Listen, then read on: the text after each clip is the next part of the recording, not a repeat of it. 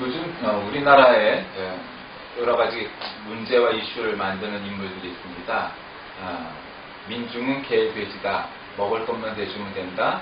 공고의 신분제 사회를 만들어야 된다. 얘기했던 마산촌농, 마양욱 전 교육부 정책기획관, 또 검사의 신분임에도 불구하고 몇백억의 비리를 저지르고 떳떳이 회개하는 밑이 없었던 진경준 전 인천지검장, 차가 한 대도 없다면서 5대가 있고 온갖 땅과 비리들로 가득 차 있는 우병우 청와대 민정수석, 뭐 이런 사람들입니다. 비단 이런 사람들뿐만이 아닐 겁니다. 우리나라의 소위 스카이 대학을 나온, 그리고 엘리트라고 말하는 또 혹은 타고난 부자들, 우리나라의 그런 기득권층들의 가진 이 안전 불감증, 그다음에 또 여러 가지 비리, 이런 것들은 정말 이를 열거할 수가 없을 겁니다. 요즘 김영란법이 논란 중인데, 여러분 도대체 김영란법이라는 게 왜 나왔겠습니까? 하도 뇌물이 많은 시대, 많은 사회다 보니 이제 너무 많이 주지는 말자. 뭐 이제 그게 100% 지켜지겠습니까? 뇌물이 없는 사회, 우리나라도 가능할까요? 당분간은 어려울 것 같습니다. 도대체 이 나라, 이 사회는 왜 이렇게 뇌물이 많고 비리가 많고 한 것입니까? 도대체 깨끗한 사람이 도무지 잘 보이지 않는, 오히려 깨끗하고 또 정직하게 살려는 사람들은 자살을 해야 되는, 그게 우리나라 사회의 문제인 겁니다. 그럼 이 대단한 사람들만 그러냐? 뭐 꼭 그런 건 아닙니다.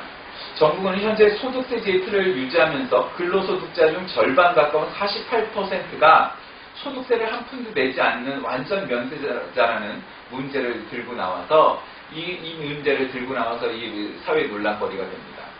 OECD도 평균이 10몇 프로 정도에 불과한데 우리나라는 48%가 소득세를 한 푼도 안 낸다는 겁니다. 그러면 어떤 사람들입니까? 한 200만 원, 300만 원 받는 그런 사람들이 아니고 또 자영업하는 사람들 절세하고 탈세합니다. 사실은 탈세죠. 불법 법인 만들고 거기에서 불법으로 또 탈세합니다. 그런데 그것이 문제라고 생각하지 않습니다. 자기는 똑똑해서 세금을 절약했다, 절세를 했다 생각하지만 그건 탈세입니다. 네. 그게 너무 우리나라에 많죠. 이 사회에 공공연하게 만연된 문제입니다. 그런데 그럼 정말 우리나라가 이게 정상이냐? 그건 당연히 아니어야죠. 근데 그걸 당연하다고 여기는 사람들이 아직도 너무 많습니다. 그래서 다 죽어야 되는 거죠. 그래야 민주주의가 가능한 거예요. 그러니까 당연히 독재를 해야 돼. 이 나라는데 그 역전 의식들 있죠. 조선놈들은 맞아야 돼. 이런 의식 가진 사람들 빨리 다 죽어야 이 나라가 바뀔 겁니다. 그렇지 않고는 안 돼요. 독재 좀 해야 돼. 이 나라는 정신들을 차려. 이런 생각 가진 사람들이 없어야 되는 거죠. 그러니까 민주적인 사고를 해야 되는 거죠. 종교, 인종, 어떤 조건으로도 차별을 받거나 평등의 가치에서 어긋나는 사람들이 없어야 합니다. 그것이 민주사회인 것이죠. 그것이 자유민주주의 사회입니다. 그런데 오늘 이 본문에 나온 이 이야기는 우리에게 여러 가지 우리 삶 가운데 중요한 문제가 무엇이냐 하는 문제를 교훈합니다. 사실은 삶은 여러 가지 선택에 놓여 있는 것입니다. 그래서 인생을 마치 B와 D 사이에 있는 C다 이런 얘기를 하죠. B, birth, 탄생에서부터 D, death, 죽음 사이에 있는 C, choice다. 그래서 인생은 B와 D 사이에 있는 C다. 뭐 이런 얘기를 합니다. 삶은 살다 보면 선택을 해야 됩니다. 오늘 뭐 먹을까? 뭐 이것부터 선택을 해야 되는 거죠. 오늘은 뭐 할까? 뭐 이런 것도 마찬가지죠. 그런데 어떤 사람들은 좋은 투자거리가 있다고 해서 투자했다가 돈을 날리기도 하고, 또 어떤 사람들은 별거 아닌 거에 투자를 했는데 떼돈을 벌기도 하고, 뭐 이렇죠. 오늘 이 본문 말씀의 주님은 오늘 이제 읽은 말씀 앞쪽에 보면 부자에 대한 이야기가 나오는데, 그냥 부자가 있습니다. 해마다 풍년이 들었습니다. 그런데 자신의 창고는 이미 곡식 가득 찼습니다. 그런데도 소출이 또 많아졌습니다. 그러니까 넣어둘 곳간이 없습니다. 이걸 어떻게 처리할까? 지금 있는 것들로 충분한데 썩어 나가게 생겼는데 다른 사람들에게 나눠줄까 고민합니다. 근데 미래에 대한 불안감이 있는 겁니다. 언제 흉년이 닥칠지 알 수 없죠. 그가 고민하다 더 큰 창고를 짓기로 결정합니다. 그때 그 마음에 평안함이 밀려옵니다. 이 정도면은 돈 걱정 안 하고 살겠네요. 아이들에게 무슨 일이 생겨도 걱정 없고 내 노후도 괜찮을 거야. 이제 두 다리 쭉 뻗고 자야지. 근데 그 다음날 아침에 그 부잣집에 문제가 생겼습니다. 어떤 문제가 생겼을까요? 그 사람이 죽은 겁니다. 예수님이 이야기를 말씀하십니다. 자기를 위하여 재물을 쌓아두고 하나님께 대하여 부요하지 못한 자는 이와 같으니라. 이 이야기 나오는 부자가 누굽니까? 무리 중에 한 사람이 이르되 선생님 내 형을 위하여 유산을 나와 나누게 하소서 이렇게 얘기했던 사람인데 본문이 말해주는 유일한 단서는 그에게 형제가 있고 부모님이 돌아가신 상황에 유산 문제를 형과 갈등 가운데 있었던 사람이라는 겁니다. 근데 그에게 아버지의 유산은 생계를 꾸려가야 하는 수입이 아닙니다. 이 사람은 태어날 때부터 요즘 말로 말하면 금수저였습니다. 그런데 아버지의 유산을 요구하고 있는 경우죠. 오늘 주님은 부자가 옳으냐 나쁘냐 뭐 좋으냐 싫으냐 이러한 가치를 이야기하지 않습니다. 여러분 가끔 우리가 오해를 하는데 예수님은 가난한 사람만 좋아하실까? 그렇지 않습니다. 그러나 가난하고 병들고 힘없는 자들은 스스로를 구원하고 스스로를 살기가 어렵기 때문에 주님이 더 많은 사랑을 베푸신 것에 불과하지 부자도 똑같이 사랑하십니다. 그런데 아버지의 유산을 요구하는 사람이 살아가는 삶의 태도, 그의 가치가 뭐였느냐는 거죠. 그의 삶의 가치는 재물의 소유에 있었죠. 그래서 다음날 아침에 죽을 줄도 모르고 더 큰 창고를 지어버린 겁니다. 여러분 이것이 인생입니다. 불어로 말하면 셀라디죠. 이게 바로 인생이에요. This is life입니다. 인생이 참 억울한 어리석음, 내일 아침에 죽을 줄도 모르고 오늘 큰 집을 짓는 겁니다.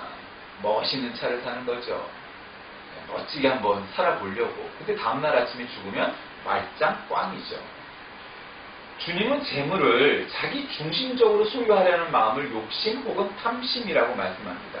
그래서 15절 후반절에도 삼가 모든 탐심을 물리치라 이렇게 말씀하십니다. 그럼 탐심이 어떤 마음인가? 사람의 생명이 그 소유에 넉넉한 데 있지 아니한다 이렇게 말씀하셨습니다.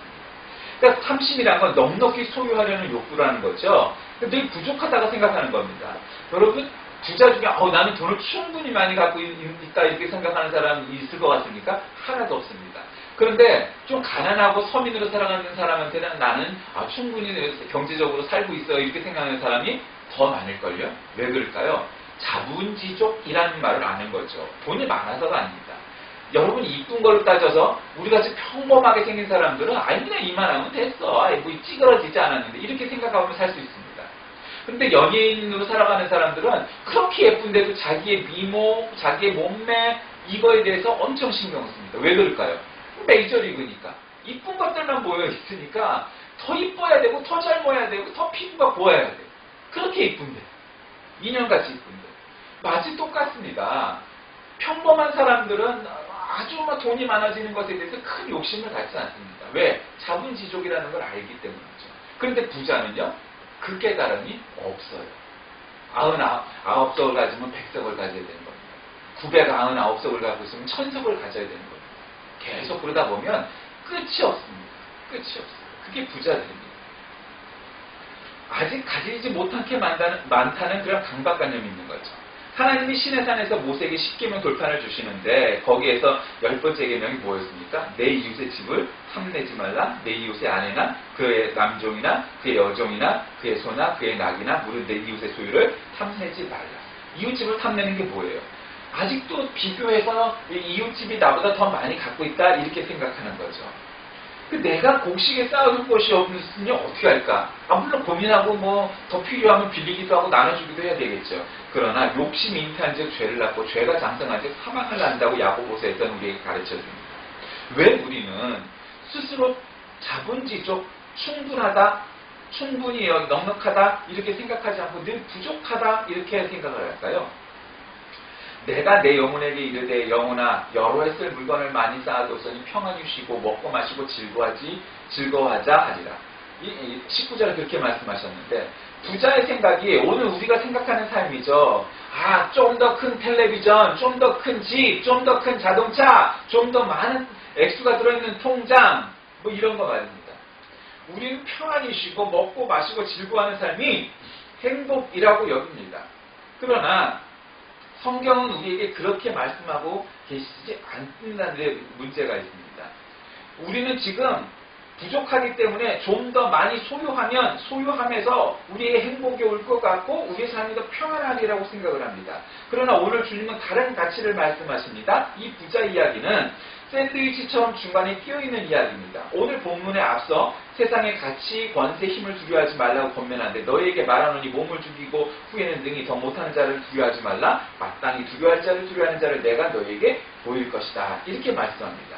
오늘 본문 말씀은 목숨이 음식보다 중하고 몸이 의복보다 중하다 말씀합니다. 사람들은 오늘은 뭐 먹을까? 어떤 옷을 입을까? 어떤 집을 살까? 어떤 차를 탈까? 그럽니다. 그런데 오늘 본문은 우리에게 뭐라고 말씀하십니까? 백합화를 봐라. 실도 만들지 않고 짜지도 않는데 저렇게 솔로몬의 모든 영광보다 아름다운 옷을 입고 있지 않느냐. 야 저기 날아가는 새를 봐라. 저들은 농사도 짓지 않는데 어떻게 저렇게 먹고 마시고 살 수 있느냐. 그런데 너희가 그런 꽃이나 식물이나 동물보다 더 소중한 존재가 아니더냐. 이렇게 말씀하고 계신 것이죠. 다만 너희는 그의 나라를 구하라. 그리하면 이런 것들을 너희에게 토하시리라. 너희 소유를 팔아 부자여야 낡아지지 아니하는 배낭을 만들라. 곧 하늘에 둔 바 다함이 없는 보물이니 거기는 도둑도 가까이 하는 일이 없고 좀도 먹는 일이 없다. 31절에 33절 그렇게 말씀합니다. 여러분 삶의 배낭을 만드시고 있나요? 정말 지고 계시나요? 저는 배낭을 참 좋아합니다. 제가 신학대학을 다닐 때는 이렇게 색이라는 거 소위 요즘은 백팩이라고 주로 말하죠. 백팩이 거의 없었습니다. 아마 우리 학교에서 거의 저 혼자만 그렇게 메고 다녔던 것 같아요. 전 그 이전부터 백팩을 메고 다녔는데 전쟁이 막 요즘 뭐 핵폭탄이니 그래갖고 라이프 키트라고 해서 뭐 이렇게 머리에 쓰는 모든 그런 방면 도구서부터 뭐 약에 이르기까지 비상식량 물까지 이렇게 해갖고 라이프 키트라는 걸 만들어서 팔기도 하고 그걸 배낭에다 넣어서 갖기도 합니다. 저도 예전에 배낭에다 그런 것들을 좀 모아둔 적이 있었습니다. 어느 날 비상이 되면 그 백팩을 메고 나가면은 그래도 뭐 기본적인 것이 있는 거. 근데 문제는 여러분 정말 우리 인생에 그런 백팩, 배낭을 만들고 계시나요? 오늘 본문 말씀은 너희가 삶에 이런 작은 배낭을 만들고 있느냐? 말씀하십니다. 왜 그럴까요? 여러분 지금 내가 집이 아주 넓어요. 200평 대지에 막 300평 집을 올렸어요. 차도 정말 5대가 있어요. 우리 암흑의 수석님처럼 비싼 차, 외제차로 그냥 5대가 있어요. 근데 오늘 지진이 일어나고 해일이 나고 쓰나미가 나면 어떻게 될까요? 집이고 차고 아무 의미가 없어지겠죠. 내가 오늘 죽으면 어떻게 될까요? 내 재산 아무런 가치가 없게 되겠죠. 그런데 문제는 우리가 죽을 때 짊어지고 갈 배낭은 정작 준비하지 않는다는 데 문제가 있습니다. 그렇게 크고 좋은 것들을 생각하면서 내가 죽을 때 짊어지고 갈 작은 배낭 하나는 마련해 놓지 않는다는 사실입니다. 나를 위해서 돈을 쓸 때는 펑펑 써도 아깝지가 않은데 하나님을 위해 이웃을 위해서 쓰는 돈은 그냥 얼마 되지 않는 돈들 벌벌벌벌 떨면서 그게 인간의 존재라는 겁니다. 그러니 얼마나 어리석은 겁니다. 언제 죽을 줄도 모르면서 그게 다 지건 줄 알면서 다 지거 됩니까? 아니요. 세상에 자기가 번 돈 다 쓰고 죽는 부자 본 적이 없습니다. 오히려 가난한 사람들이 지 돈 다 쓰고 죽지 부자는 자기 돈 다 쓰고 죽지 못합니다. 그거 어떻게 되니까? 자식에게 넘어가고 자식이 잘 쓰죠. 그리고 손주가 운전기사 1년에 한 2, 30명씩 갈아치면서 몽둥이 찜질하고 이러고 사는 거죠. 세상과 다른 하나님의 방식, 여러분 그건 뭘까요? 바로 하나님께서 우리에게 요구하시는 것은 지금 눈에 보이는 너의 욕심, 탐심을 위하여서가 아니라 삶의 배낭을 만들어라. 그 삶의 배낭을 만들어서 그 배낭을 만들어 너의 영원한 생명을 준비하고 하나님의 나라를 준비하고 그리고 이 세상 속에서도 그 배낭으로 다른 사람들을 위하여 준비해서 우리가 길거리를 가다가 어디 다친 사람, 강도를 만난 사람을 만났을 때 그 사람을 도울 것들을 준비해 놓아라 말씀하시는 겁니다. 여러분 그런 배낭 하나 좀 짊어지고 계신가요? 아니면 그런 배낭은 전혀 없고 그저 비싼 명품백에 나를 위하여 쓸 돈만 그냥 쫙쫙 모아두고 계신가요? 우리의 삶 가운데 이런 배낭이 없다면 그래서 정작 하나님이 우리를 부르실 때 그 명품백 들고 갈 수 없다는 사실을 여러분 우리 기억해야 합니다. 언제 돌아가야 할지 모르는 인생.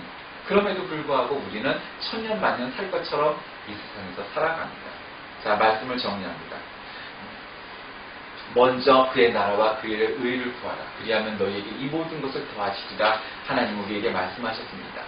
작은 것부터 소중히 여기며 나 자신을 위해서도 내 주위의 이웃들을 위해서도 또 온 인류를 향하여서도 우리가 배낭 하나 만들고 살아간다면 하나님이 참 기뻐하실 겁니다. 그저 비싼 명품백 그리고 그 안에 우리를 위하여 쓸 돈들만 쭉쭉 모아두는 인생은 참 불쌍한 인생입니다. 왜냐하면 그 인생 그 돈 쓰고 죽을 줄 알 수 없기 때문입니다. 그러나 보잘것없는 볼품없는 이 배낭은 하나님께서 기뻐 받으시고 그것을 우리가 쓰든 쓰지 않든 관계없이 그 배낭에 있는 것들이 다 하늘나라에 저축되는 하나님이 기억하시는 그러한 이름을 기억하시고 사는 저와 여러분이 다 되시길 간절히 기도합니다. 하나님 아버지 감사합니다. 오늘 이 시간 우리에게 귀하고 거룩한 날 주심을 감사합니다. 우리의 삶에 작은 것들을 좀 더 챙겨서 나보다 좀 더 어려운 사람들을 위하고 돕는데 매진하고 살아가는 것은 아닌지, 세상이 더럽고 비리와 부정이 넘쳐나고 있는데 우리도 그 속에 매몰되어 사는 것은 아닌지 우리를 되새겨보며 삶의 작은 배낭을 만들고 사는 인생 되게 하여 주옵소서. 예수님의 이름으로 간절히 기도합니다. 아멘.